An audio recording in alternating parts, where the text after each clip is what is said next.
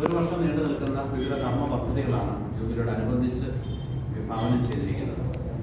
ആധ്യാത്മിക, ജീവകാരുണ്യ, വൈജ്ഞാനിക, തൊഴിലധിഷ്ഠിത, കാർഷിക മേഖലകളുമായി ബന്ധപ്പെട്ടുള്ള വിവിധങ്ങളായ പദ്ധതികളാണ് വിഭാവനം ചെയ്തിരിക്കുന്നത്.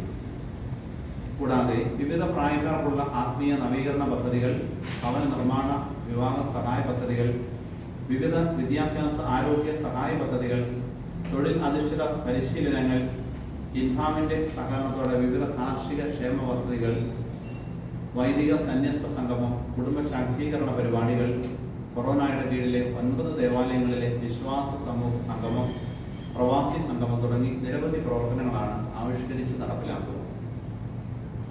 ഇതിന്റെ ഒരു ചരിത്രത്തിലേക്ക് നമ്മൾ കടക്കുമ്പോൾ 150 കുടുംബങ്ങളുമായി 1925 പുതിയാറാഴ്ചയാണ് ദേവാലയം ഉദാശ ചെയ്യപ്പെടുക.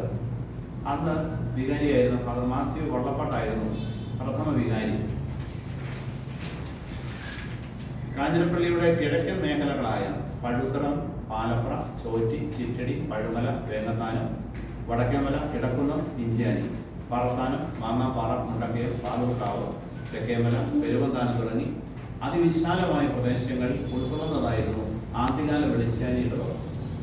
നിലവിൽ 750 കുടുംബങ്ങളും 3000-ലധികം ഇടവകകളും വെളിച്ചാനി ഇടവകയെ സമ്പന്നമാകും. 2025 മെയ് 5-ന്